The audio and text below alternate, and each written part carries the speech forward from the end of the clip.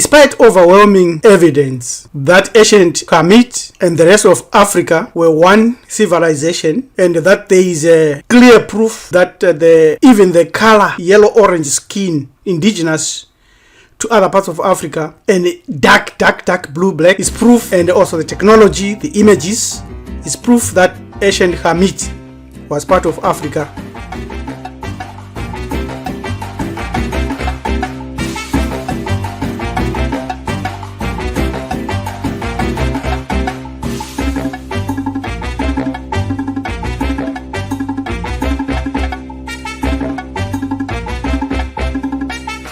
There are some Africans that reject ancient Egypt today. Welcome to Marifado, where we have a mission statement of helping every melanin-dominant human being experience and nurture effective cultural and spiritual congruence by interacting with their revered ancestors and holy divinities. African Christians and Black Muslims, Hebrew Israelites, and other European indoctrinated Africans, African politicians, and those that are actually lazy come up with the bizarre reasons why they resist current Kushite Kemetic Renaissance that has received its current impetus and momentum from various scholars, specifically from the 1974 Cairo Symposium that proved that ancient Egypt was melanin dominant or Bantu or black. Africans who reject ancient Egypt and its achievement as purely non-Bantu and think that it should not be connected to Bantu civilization do so because they have been conditioned as well as programmed to think using European and Asiatic mental slides and mental frames and frameworks, and that has become the distortion of the reality and a system of pure ignorance inside them, because even European scholars in the 1700s agreed without any doubt that ancient Egyptians were black or Bantus, and the migrations that have occurred across the whole of Africa many times from various parts, such that for you to reject that ancient Kemeticians could be found in Zimbabwe, in South Africa and Mozambique today, and their culture the same, is utter crass and utter ignorance, and it cannot be allowed to prevail in a melanin-dominant human mind. They are trained to think that when we say Ausari, who is an ancestor in Kemet, they think we are just being funny. But when we look at the evolution of ancient Kemetician collars, for instance, you find that in the Nguni, in the Xhosa, the collar is there. In the Zulu, the collar is there, as well as in ancient Kemet. There is no doubt about this collar, and it is there and it's permanent, and you cannot remove or refuse this evidence if you are honest. And you look at this, because Amos and his wife, 1550 and 1525, very clear. And look at their collars. And we look at Nkosi Mandla Mandela and his wife, 2010. Look at the collars. Sure, honestly speaking, is this just coincidence? How could it be just coincidence when it is real? When we look at the other activities, like take the cat for instance, obastete in our languages, ombaba mwana wareza nomkubulwane, it's still there today.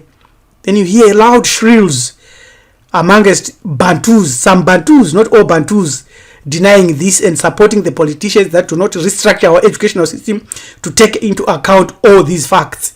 Even the traditional African grain grinding technique, it's still the same. Of course, not that we are using it now because they are now grinding mills.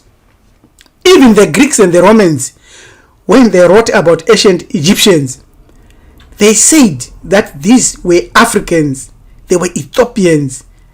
When they created their artwork, they showed that they were Africans. Their eyewitness account is consistent with modern signs of body type, of human remains, and genetics of those same remains from that era.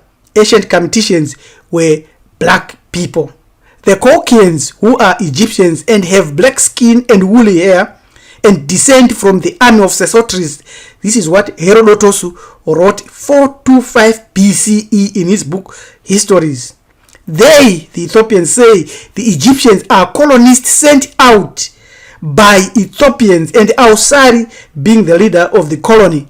Diodorus Siculus, 60 BCE, Bibliotheca Historica. The evidence is overwhelming and it is everywhere. But you have to be mentally enslaved. For instance, they often say, well, you are not of Kemet and you can't be from Kemet because you are from Sub-Saharan Africa. So who coined the term Sub-Saharan Africa? If you go to The Economist, it tells us that this word was first used by it in 1938. In the 1970s, the term Black Africa became popular among scholars, among some people in Africa. It was only in the 1980s that the phrase Sub-Saharan Africa gained purchase, though it began circulating earlier. So they were planting this. They call it Sub-Saharan Africa so that they can deal with Egypt as separate. This is all a lie. We should have Sub-Alps Europe if it is possible. It is very important then that we notice that the portrayal of children in ancient African art in Benin, West Africa, same as in Kemet. It's clear without any variation. When we talk about this, those scholars or those of our brothers and sisters who say Kemet has nothing to do with Bantu, they forget to also say Europeans who are concerned with ancient Greece, because even though they are concerned with ancient Greece, they have no actual genetic or cultural relations with ancient Greece. They don't stop them. They ignore them. The European schools of Britain, France, and Germany are completely obsessed with Greeks, right? Yet there is not even one of them who says that they should discard Greece because it is not their direct heritage in Europe. It is us who should say we should adopt and re-teach that the Africans originated Greece civilization. Even the Greek gods, the Roman gods, the Hindu gods, any gods you name were derived from the primary gods. Our brothers and sisters say, I have nothing to do with Amen, I have nothing to do with Puta, I have nothing to do with Konsu. Yet these are the divine principles that sustains this universe. Only mentally enslaved brain would discard the most powerful civilization ever to emerge on the earth, and they say they have nothing to do with it, and think that their little tribalism and their little enclave is much bigger or better than what our ancestors established in ancient times. A lot of these people who reject Kemet claim to have Istunywa or Amandlozi or Indlozi, or were initiated into Ubunyanga or into some form of knowledge. And Isigodlo or Umsamo, who taught them this and gave them that.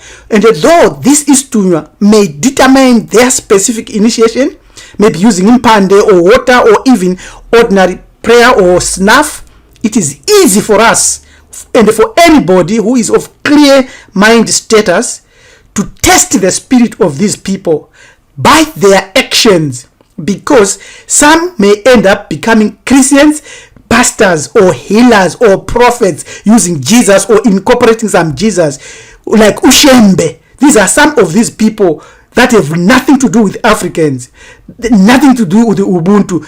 These are the people who easily reject Kemet. And when we find that the spirituality of these people cannot pick the frequency of Kemetic divinities, but they are quick to defend Berlin Conference borders, and they refuse to even attack the status quo of churches, mosques, temples, synagogues in our lands, but are quick to say you should not build a temple. We know that these people are using a foreign spirit. They have been initiated into a foreign spirit. Therefore, while they reject ancient Kemet, they don't tell you about the statues that we should remove from Africa of Jesus. They don't tell you that even in Saudi Arabia, the statues in Saudi Arabia in the Kaaba, those are our statues that our ancient ancestors built. They don't even go on to tell you that our ancestors built temples. They want to reject temples. Even ancient great Zimbabwe was a temple in Southern Africa. And this is what we call houses of life, because that's where the spirit of life came from. These naysayers who say Kemet is ancient history, is irrelevant today, we should ignore it, it is not a fact, it does not feature in my spirit, it does not feature when I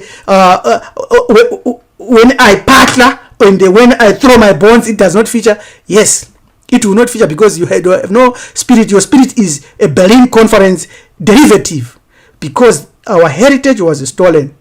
Everyone wants Hamid, and the best is to teach the owners to ignore Hamid, and then these people can take it very easily, can substitute images, can start to white paint and whitewash everything.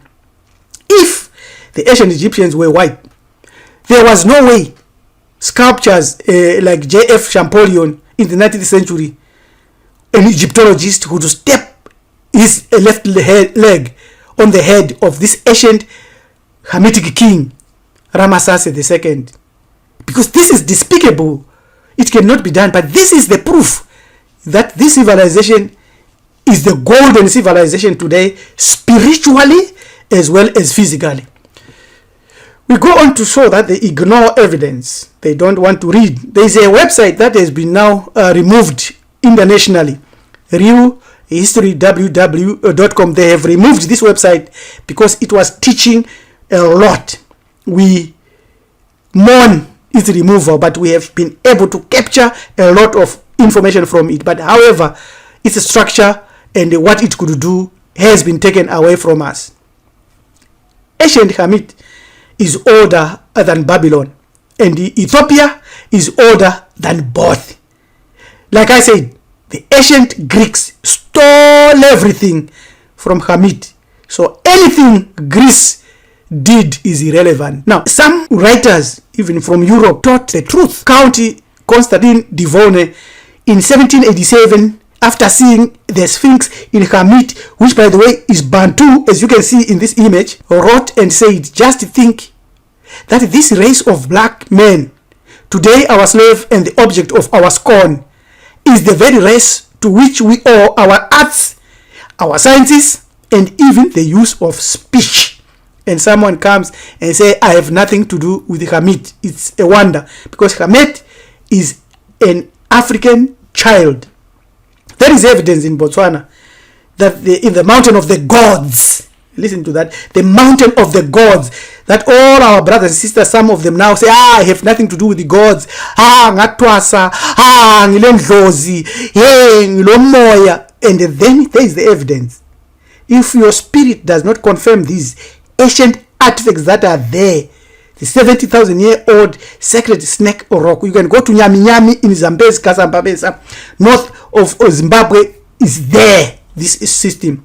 And you want to think that Hinduism, Judaism, Jainism, Buddhism, Christianity, Islam, Sikhism, or any other religion is better than yours, when all of them are predated by ours. Honestly speaking, there is a connection all over the earth, inclusive of Hamid. You need to understand the mysteries that have gone on unresolved. The Great Pyramid of Gaza, not Giza, Gaza. There was Gaza Nkulu in Southern Africa. I come from the Gaza Empire. Then there was the original meridian line that passed from the Great Pyramid of Gaza right to Great Zimbabwe, right to Inzalo Yelanga. This is what our ancestors established. Across to Mohenjo-Daro, to Sumer, and right across the earth to all other civilizations that we all know were established by our great ancestors. Mentally enslaved black people, women, children, scholars will not think that our ancient ancestors established these civilizations. The Nile Valley civilization, there was no boundary between Hamid and the Kush, so-called Nubia today, or Sudan. These were all indigenous African people occupying the Nile Valley, from the Great Lakes in equatorial Africa to the Mediterranean Sea, right across to Mohenjo-Daro and Sumer. In the Stele of Yebu, the people of ancient Hamid say that their ancestors came from Southeast Africa in the sacred Great Lakes, and these people of ancient Hamid consider the Great Lakes, a region of Southeast Africa, to be their sacred holy land, cool land. Southeast Africa, Tanzania, Kenya, Uganda, Congo, Rwanda, Malawi, Zimbabwe, Botswana, South Africa, Namibia, these are all the places where they came from. The choice is yours to go against all this evidence and all the other evidence that is out there and follow a European spirit that will teach you to reject Ancient Kemet, and you do so against apparent overwhelming evidence. But as Marifado Family Network, we will work very hard to preserve, to teach, and to continue to repeat, to write books, publicize newspapers, publicize in videos, our heritage that includes Kemet and its gods, so that for those that want to absorb, that wants to work with righteous ancestors and the divinities and the universe and universes, will be able at least to work so hard to graduate and touch the chasm. That's all, and that's very, very important. You want to work with us, you want to learn more from us, send us an email, join@marifado.com. Your manager to Priest Rabbi Ellen Jakanja says, do not reject Kemet, no matter what your spirit tells you. Amen.